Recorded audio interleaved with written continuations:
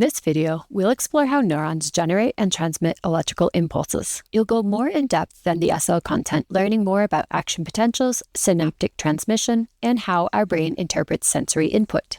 Opening of the sodium and potassium channels that cause depolarization and repolarization is triggered by changes in the transmembrane voltage of the neuron. This is called voltage gating. If the resting potential of negative 70 millivolts increases to negative 50 millivolts, sodium channels in the membrane start to open. This allows ions to diffuse into the axon, further reducing the membrane potential and causing more sodium channels to open. This is an example of positive feedback and causes very rapid change in membrane potential, from negative 50 millivolts to a positive 30 millivolts. This change is called depolarization. Just to give you an idea of how these voltage-gated channels work, the change in the charge inside the cell causes the voltage-gated channels, which are really just proteins, to change their conformation. This occurs because of how positive and negative charges interact. When the cell is negatively charged, it attracts the positively charged regions of the protein channel, keeping the channels closed. But as the cell becomes more positive, it repels the positively charged regions of the protein channel and causes a conformational change to the protein,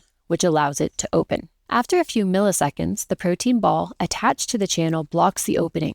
The channel then returns to its former closed conformation. When the voltage reaches negative 50 millivolts, this is the threshold potential. This is the charge needed to open sodium channels.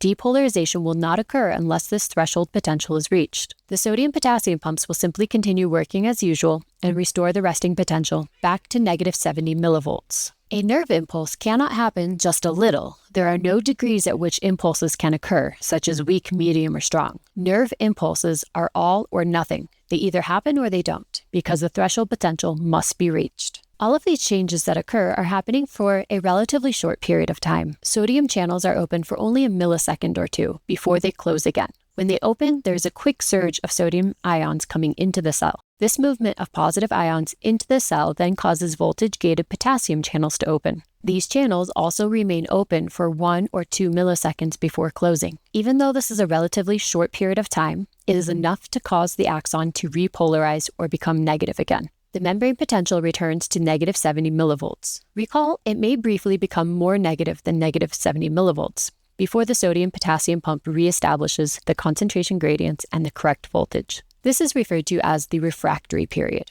The propagation of an action potential along a nerve fiber or axon is driven by local currents, which are themselves a result of sodium ion diffusion both inside and outside the axon. When a segment of the axon membrane depolarizes to its threshold potential, voltage-gated sodium channels open, causing a rapid influx of sodium ions. This surge of positive charge makes the inside of the membrane temporarily positive relative to the outside, generating an action potential in that specific area. This localized potential change creates local currents as the incoming sodium ions diffuse laterally within the axon. Internally, these positive sodium ions spread to adjacent resting regions, causing their depolarization. At the same time, on the exterior, the sodium influx at the active site makes the outside of that membrane segment temporarily negative, attracting positive charges from neighboring resting regions, further contributing to their depolarization. Should this depolarization in the adjacent regions reach the threshold potential, it prompts the opening of voltage-gated sodium channels in these new areas, initiating a new action potential. This domino effect of local current generation and subsequent depolarization ensures the continuous propagation of the action potential along the nerve fiber, moving in one direction due to the refractory period of the preceding axonal segment, which prevents the action potential from reversing. An oscilloscope trace is a visual representation of the electrical potential across a neuron's membrane over time. It is used to display both resting potentials and action potentials. The resting potential appears as a stable negative voltage, typically around negative 70 millivolts, indicating the neuron is not actively transmitting a signal. When an action potential occurs, the trace shows a rapid depolarization. The voltage becomes less and less negative until eventually it becomes positive, as sodium ions rush into the cell. This is followed by repolarization. The voltage returns to negative as potassium ions exit, and a brief hyperpolarization before returning to the resting state. For the exam, you need to be able to interpret the trace in relation to these cellular events. The rising phase signifies sodium ion influx causing depolarization. The falling phase shows potassium ion efflux, leading to repolarization. and the undershoot represents a temporary hyperpolarization due to delayed potassium channel closure. From these traces, the number of impulses per second can be measured by counting the action potential spikes within a given time frame, usually 1 second. A higher frequency of spikes indicates a stronger stimulus or a more rapid transmission of information by the neuron. Saltatory conduction is the process by which action potentials jump from one node of Ranvier to the next along a myelinated axon. This allows nerve impulses to travel much faster than in unmyelinated axons. The term saltatory comes from the Latin saltare, meaning to leap. Myelin is a fatty layer that wraps around the axon, acting as an electrical insulator. It prevents ions from crossing the membrane in these myelinated regions. These unmyelinated gaps occur at regular intervals. They contain a high density of voltage-gated sodium ion and potassium ion channels. This is where action potentials are actively regenerated. Instead of moving slowly down the entire axon membrane, the action potential appears to leap from one node of Ranvier to the next. This occurs because the depolarization at one node creates a strong local current that quickly spreads to the next node, bypassing the insulated regions. Because fewer areas of the membrane need to depolarize, saltatory conduction is faster, up to 100 meters per second or more than unmyelinated axons, and more energy efficient, requiring fewer sodium-potassium pumps to restore ion gradients.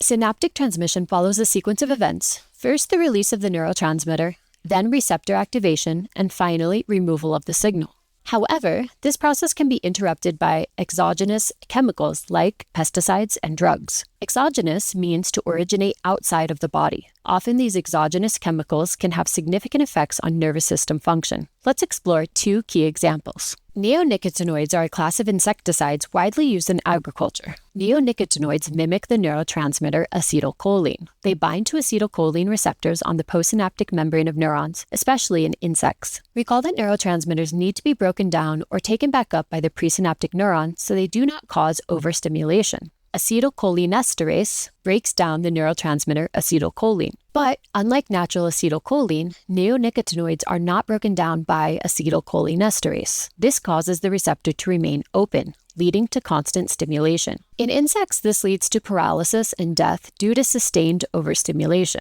While this is the goal of the insecticide, it is also affecting non-targeted insects such as bees. Bees are important pollinators, and their widespread death is especially concerning for our food production systems. In vertebrates, these pesticides have a much lower affinity for vertebrate acetylcholine receptors, so they are generally less toxic to humans. But concerns remain about long-term exposure and ecological impacts. Cocaine is a powerful stimulant drug that affects the central nervous system. Cocaine acts at synapses that use dopamine as a neurotransmitter by blocking the reuptake of dopamine. Normally, after dopamine is released and binds to receptors, it is reabsorbed into the presynaptic neuron by reuptake transporters. However, cocaine binds to these transporters, inhibiting reuptake, and causes the neurotransmitters to accumulate in the synaptic cleft. Similarly to neonicotinoids, this leads to prolonged stimulation of the postsynaptic neuron. People who use cocaine experience euphoria, increased alertness, and high energy because of the elevated dopamine in the synaptic clefts. However, long-term use can lead to addiction, neurotoxicity, and disruption of normal dopamine signaling.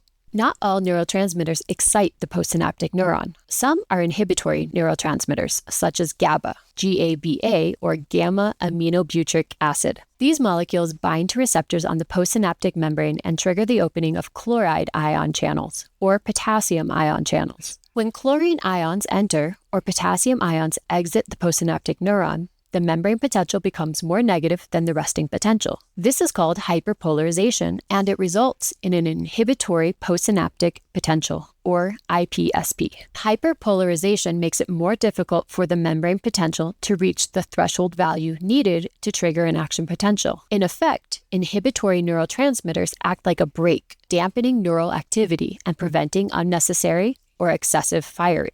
Each postsynaptic neuron can form synapses with many presynaptic neurons. Some of these send excitatory signals, while others send inhibitory ones. The postsynaptic neuron integrates all these incoming signals in a process called summation. Usually, a single release of excitatory neurotransmitter from one presynaptic neuron is not sufficient to trigger an action potential. because one excitatory postsynaptic potential does not reach the threshold potential of -50 millivolts. Either one presynaptic neuron must repeatedly release neurotransmitters, or several adjacent presynaptic neurons must release neurotransmitters simultaneously. When multiple releases of excitatory neurotransmitters combine, it leads to an action potential. Summation can also combine the effects of inhibitory and excitatory neurotransmitters. Inhibitory neurotransmitters will counter the effects of excitatory neurotransmitters. But again, if the excitatory neurotransmitters outnumber the inhibitory transmitters and the threshold potential, -50 millivolts, is reached,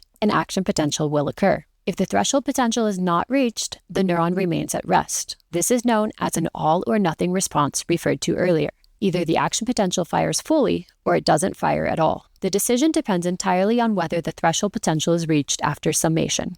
Pain is one of the body's most essential warning systems. Free nerve endings, which are sensory receptors located in the skin and other tissues, are responsible for detecting potentially damaging stimuli. These specialized neurons contain ion channels that are sensitive to a variety of stimuli, such as temperature changes, chemicals like acids, or molecules like capsaicin from chili peppers, as well as mechanical or physical sensations such as cuts or pressure, or puncturing of the skin by a hypodermic needle. These channels open in response to the stimuli just mentioned, allowing positively charged ions like sodium and calcium to flow into the neuron. This influx depolarizes the membrane. If the depolarization reaches the threshold potential, an action potential is generated and propagated along the sensory neuron toward the spinal cord and brain. When impulses reach sensory areas in the cerebral cortex of the brain, we experience the sensation of pain. Signals are then transmitted to the prefrontal cortex, allowing us to become fully aware of the pain and evaluate the situation. Often the result is a signal from the brain to the effectors of behavior in an attempt to reduce exposure to the stimulus. For example, you might move your hand away from a hot surface. Finally, consciousness,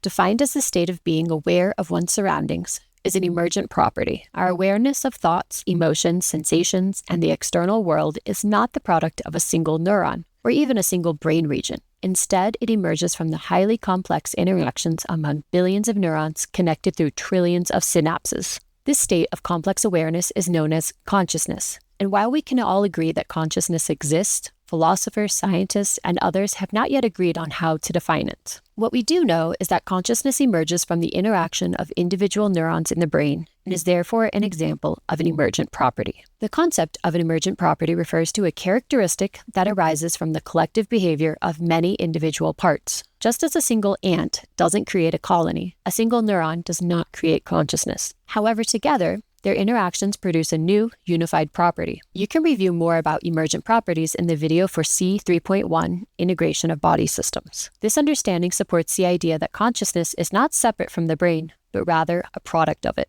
From the precise opening of voltage-gated sodium channels, to the perception of pain from heat or chili peppers, to the emergence of consciousness itself, the nervous system is a brilliant example of how biology orchestrates communication and control.